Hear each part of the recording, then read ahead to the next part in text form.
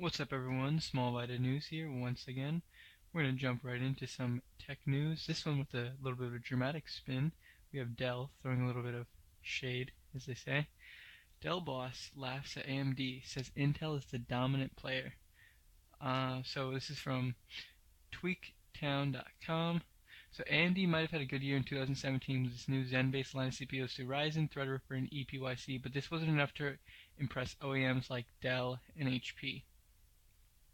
Now, the Dell EMC CTO John Ruiz says Intel's a big player, AMD's the second player. There's enough diversity between them that there are use cases to have them both in our portfolio, but just the sheer breadth of the Intel portfolio is massive compared to even the accelerated AMD world. He's not wrong, but it's a little shocking to hear this guy say this. You'd think Dell would want to maintain a good relationship with them, you know. He's got a point though. I've owned an AMD system from Dell, not that great. Intel ones last longer, better performance. Generally run cooler too. In my opinion, you get more out of an Intel CPU. You know, where you can still use a 4, maybe even 5-year-old Intel CPU today. If you go back 5 years for AMD, it's a different story. But I think these Ryzen chips that, launching last year and this year, they may be able to stick around for a while. But it's always funny to see companies smack talk each other, like we have Dell doing here. Let's jump into the second story. I've only got a few for this week. So, we've got AMD, once again, ranked on Fast Company's World's Most Innovative Company 2018 list. So this is coming from globeandwire.com, Santa Clara, California.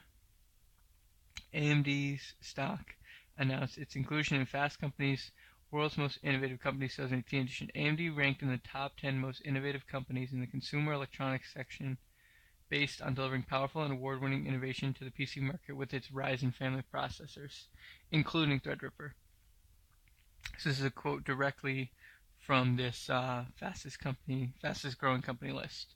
In 2017, AMD introduced an unprecedented nearly 100 different high-performance CPU, GPU, and APU products, said John Taylor, Chief Marketing Officer at AMD. AMD is offered by this recognition from Fast Company, especially for how it celebrates the passion and determination of our employees around the world to design and bring to market industry-leading computing and graphics products. We look forward to continuing 2018 beyond our journey to transform people's lives for the better through high-performance computing. Now, what I don't understand about this most innovative company 2018 list, AMD's been around for a very long time, 20 years, more than that. You'd think they're a little past being the most innovative company, as they're not new on the front. They're big players. It's Intel, AMD. They're the guys, or as Dell says it, Intel's the guy, and AMD's the second guy, And it's nice to see AMD get a little recognition. A lot of people loving those Zen CPUs. So this is from Forbes, and they're talking about, in their opinion, the cheapest NVIDIA cards you can buy today for 1080p gaming. So they're saying 1050, 2 gig, 149. That is ridiculous. The 1050 Ti used to come in at 149. 1050 Ti now comes in at $224, so you're paying $70 for an extra 2 gigs of VRAM with the same clocks. Bullshit. Do not buy a 1050 Ti. It is a waste of a card. It is a waste of money. Even right here, they say next, the 1063 gigabyte card. No, waste of money. Don't go for it. The 1066 gig card is the best middle range to budget range GPU you can get. If you can't get a used one, go on eBay, get a used 970, 980, or anything. You do not want a 1050 or a 1050 Ti. They're low performance cards. For the same amount of money, you can get much better on the used market. Or you can look at AMD, they're kind of through the roof, But what can you do? So this is another one from tweaktown.com. According to the Steam survey, NVIDIA cards are currently making up nearly 85% of the graphics card, share for Steam. I think that's crazy. That with Vega, 56, 64, RX 580s, 480s, who's buying these cards? Is it just crypto miners? I mean, is nobody playing games on them? I know, granted, 15% of the Steam user base is still a lot. Let's calculate that out. In a moment.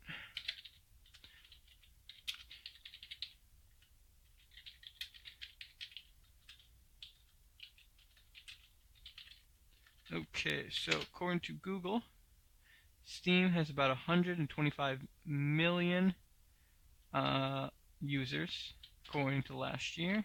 So we need 15% of 125 million.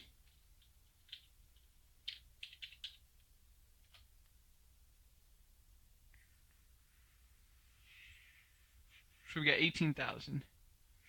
Oh no, sorry, 180,000. It's not bad, but it's nothing. I mean, Nvidia's crushing AMD.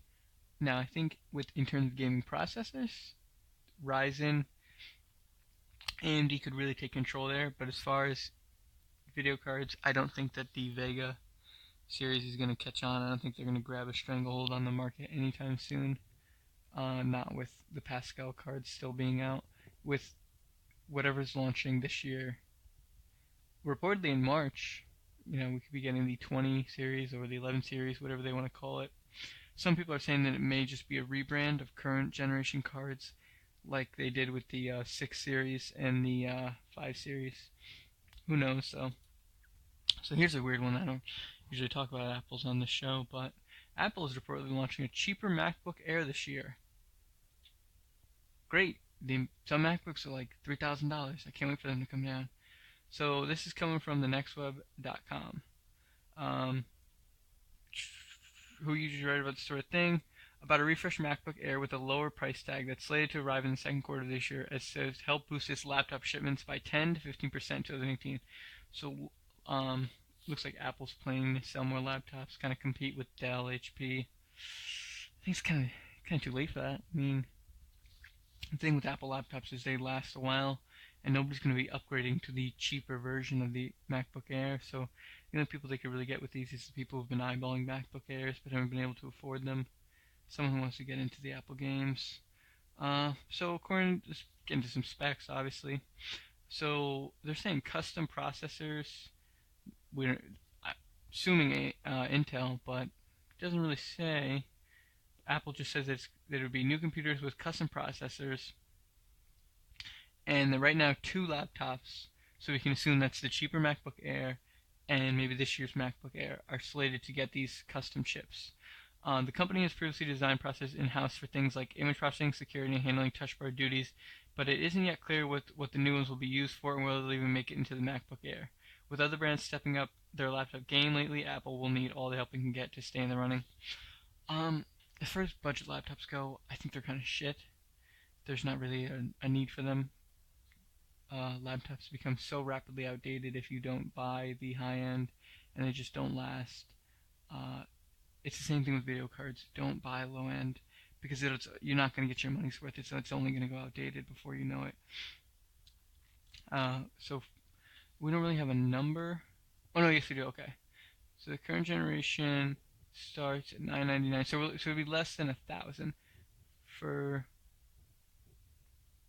Let's put in the ballpark of $600. I think you could get a lot better laptop than whatever specs you're throwing in the MacBook Air.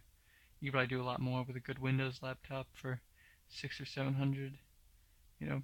Obviously not gaming or anything like that, but I digress. So that's it for this week.